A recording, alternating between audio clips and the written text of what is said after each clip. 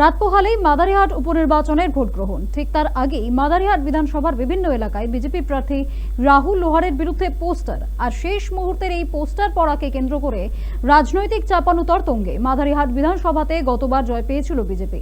তাই মাদারিহাট বিজেপির শক্ত ঘাঁটি বলেই পরিচিত। এই আসনটিতে জয়ের ধারা বজায় রাখতে এবার শুরু থেকেই প্রচারের ঝড় তুলেছিল বিজেপি। জেলা থেকে শুরু করে রাজ্য স্তরের একের পর এক নেতা, দলের একনিষ্ঠ কর্মী তথা মাদারিহাটের এবারের বিজেপি প্রার্থী রাহুল লোহারের সমর্থনে প্রচারে নেমেছিলেন। পাল্টা এই আসনটি ছিনিয়ে নিতে তৎপর হয়ে উঠতে দেখতে পাওয়া যায় রাজ্যের শাসক দলকেও। মাদারিহাটের প্রচারের শুরু থেকেই শাসক বিরোধী একে অপরকে আক্রমণ ঘিরে আলোচনার কেন্দ্রে ছিল এই আসন।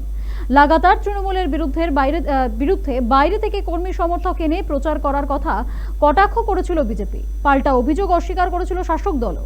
আর এসবের মাঝে এবার ভোটের আগেই শেষ মুহূর্তে বিজেপি প্রার্থীর নামে পড়ল পোস্টারে রাহুল লোহারের বাবার কথা উল্লেখ করা হয়েছে। জানি রীতিমতো চাঞ্চল্য ছড়িয়েছে এলাকায়। একই সঙ্গে তৃণমূলের বিরুদ্ধে এই পোস্টার ফেলার অভিযোগে সরব বিজেপির অভিযোগ ভোটের আগেই তার বদনাম করার জন্য এই পথ অবলম্বন করছে তৃণমূল, যদিও অভিযোগ অস্বীকার করছে ঘাসফুল শিবির। এই মুহূর্তে আমার সঙ্গে টেলিফোনে রয়েছেন আমাদের প্রতিনিধি সানি রায়। সানি, এই মুহূর্তে যে আমরা জানতে পারছি যে রাত পোহালে একটা বিধানসভা উপনির্বাচন নিয়ে একটা চাপানুতর রয়েছে, তার মধ্যে মাদারিহাট যেখানে বলাই যায় যে বিজেপির একটা শক্ত ঘাঁটি, সেখানকার বিজেপি প্রার্থী রাহুল লোহারের নামে হঠাৎ করে এমন একটা পোস্টার, যেখানে তার পরিবারকে টেনে পোস্টার দেওয়া হয়েছে জায়গায় জায়গায়। এই নিয়ে ওখানকার পরিস্থিতি এখন ঠিক কিরকম, কি পরিস্থিতি হয়ে রয়েছে সেখানে? একেবারে বৃষ্টি, যেমনটা তুমি বলছিলে যে আর মাত্র কিন্তু কয়েকটা ঘন্টার ব্যবধান। আগামীকাল সকালবেলা থেকেই কিন্তু মাদারিহাট উপনির্বাচনের এবারের যে উপনির্বাচন, সেই উপনির্বাচন হতে চলেছে এবং সেই জায়গায় দাঁড়িয়ে আমরা একাধিকবার দেখছিলাম যে তৃণমূল বিজেপি একেবারে একে অপরকে কিন্তু বিভিন্ন ভাবে কিন্তু কটাক্ষ করতে ছাড়ছেন না। তোমাকে সর্বপ্রথমে যে বিষয়টি জানিয়ে রাখি যে মাদারিহাট উপনির্বাচনের যে মাদারিহাট বিধানসভা, সেই বিধানসভার সাকুয়াজোড়া 1 নং গ্রাম পঞ্চায়েতের বিভিন্ন এলাকা, বাঙ্কুবাজার থেকে শুরু করে আরো পার্শ্ববর্তী কিছু এলাকাতে কিন্তু এই পোস্টার পড়েছে, যেখানে কার্টুন ছবির মাধ্যমে রাহুল লোহারকে দেখানো হচ্ছে এবং রাহুল লোহারের চার্জশিট সেখানে একটা পেশ করা হয়েছে। তোমাকে আরো একটু পরিষ্কার করে জানিয়ে রাখি, যেখানে পরিষ্কার করে রাহুল লোহারের চার্জশিট লেখা রয়েছে এবং তার নিচে কিন্তু বড় বড় করে রঙিন ভাবে কিন্তু সেখানে ছাপিয়ে দেওয়া হয়েছে, তোমার বাবার কূকীর্তি এখনো মাদারিহাটে প্রচলিত 16 নিরাপদ প্রাণীর রক্ত এখনো লেগে রয়েছে। এরকম একাধিক বা পাশাপাশি শুধু তাই নয়, পাশাপাশি এর পাশাপাশি তোমাকে জানিয়ে রাখি, সেখানে কিন্তু আলিপুরদুয়ারের যে সাংসদ অর্থাৎ যিনি রয়েছেন মনোস্টিকের বিরুদ্ধেও কিন্তু সেখানে পোস্টার পড়েছে। এবং পাশাপাশি আরো একটি বিষয়, মুখ্যমন্ত্রীকে একভাবে সাপোর্ট করে বলা হচ্ছে, সেখানে লেখা রয়েছে মমতা ব্যানার্জি আছেন বলেই আমরা আছি, মমতা ব্যানার্জি থাকলেই আমরা থাকবো, পশ্চিমবঙ্গ বলেই সম্ভব। এই ধরনের একাধিক ইস্যু কিন্তু সেখানে তুলে ধরা হয়েছে, যা ঘিরে ইতিমধ্যেই কিন্তু মাদারিহাটের এই মুহূর্তের পরিস্থিতি কিন্তু একেবারে উত্তপ্ত। পাশাপাশি তোমাকে জানিয়ে রাখি, এই সংশ্লিষ্ট এলাকা থেকেই কিন্তু জলপাইগুড়ি জেলা তৃণমূল কংগ্রেসের মাইনরিটি সেলের ডিস্ট্রিক্ট প্রেসিডেন্ট যিনি রয়েছেন, ওনার সঙ্গে আমাদের কথা হয়। তিনি যেমনটা বলছেন যে এটা হওয়ারই ছিল, কারণ এই যেই এলাকাতে এই মুহূর্তে পোস্টার লেগে রয়েছে বা যেখানে পোস্টার বাঁধানো হয়েছে, সেই সমস্ত এলাকাটা কিন্তু মোটামুটি একটা সংখ্যালঘু ভোটার কিন্তু সেখানে একটা মাইনে রাখছে। সেই জায়গায় দাঁড়িয়ে সেই সংখ্যালঘু যে জেলা সভাপতি তিনি কিন্তু পরিষ্কার দাবি করছেন যে এই পোস্টার জনসাধারণ ক্ষোভ উগরে দিয়েছে এবং জনসাধারণ রাহুল লোহারকে চায় না, সে কারণেই কিন্তু এই ধরনের পোস্টার তারা ফেলেছে।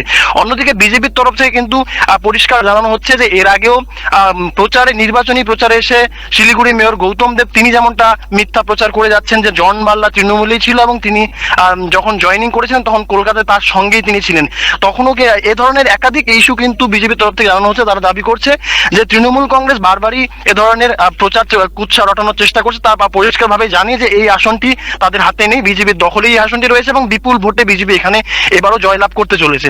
কার্যত এই সমস্ত কিছু মিলেই কিন্তু এই মুহূর্তে মাদারিহাটের রাজনৈতিক পরিস্থিতি একেবারে উত্তপ্ত। বৃষ্টি, একদম, অনেক ধন্যবাদ সানি তোমাকে। আমরা যে ছবি দেখতে পাচ্ছি যে একদিকে কিন্তু রাত পোহালেই বিধানসভা উপনির্বাচন, আর সেখানে মাদারিহাট একটি গুরুত্বপূর্ণ কেন্দ্র বলা চলে বিজেপির ক্ষেত্রে। তবে এবার তার যে প্রতিনিধি রাহুল লোহার, তার বিরুদ্ধে যে ধরনের পোস্টার পড়ছে, আর সেই সবটা নিয়ে শাসক বিরোধী যে চাপানুতর চলছে, সেটা কিন্তু মাদারিহাট কেন্দ্র একেবারে লক্ষণীয়।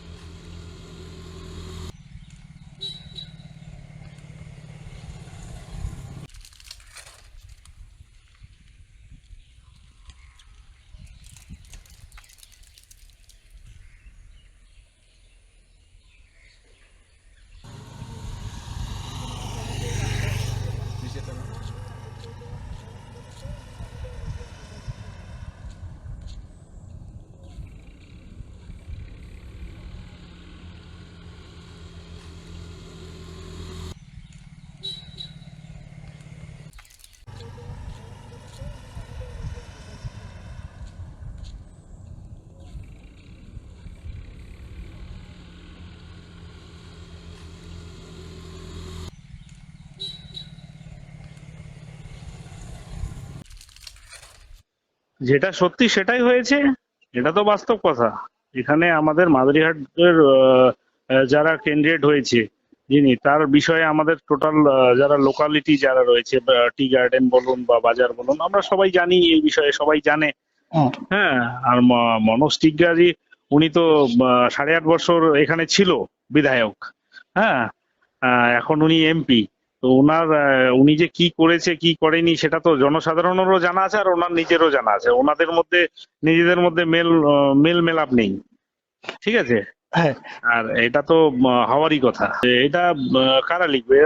এটা হচ্ছে যে জনসাধারণের, যারা জনসাধারণ, যারা ভোটার, তারাই এটা করেছে।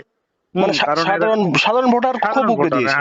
হ্যাঁ খুব উপরে দিয়েছে। কারণ এটা হচ্ছে যে দেখুন, আমরা সবাই দলের কাজ নিয়ে ব্যস্ত, আমাদের অত সময় নেই এখন এই মুহূর্তে, ঠিক আছে। এটা সাধারণ পাবলিক বুঝে গেছে বিজেপির যে ধামাচাপা দিয়ে বিজেপি যে শুধু এতদিন মানে এই ঢপের গল্প করেছে, এখন ওনাদের মধ্যে মেল মেলাপ নেই, ঠিক আছে। অনেকে তার মানে এই পোস্টার আপনাদের কাছে তাহলে একটা কি বড় মাইলেজ ভোটের মাত্র কয়েক ঘন্টা আগে? একদম একদম আমাদের এটা হচ্ছে আমাদের প্লাস পয়েন্ট।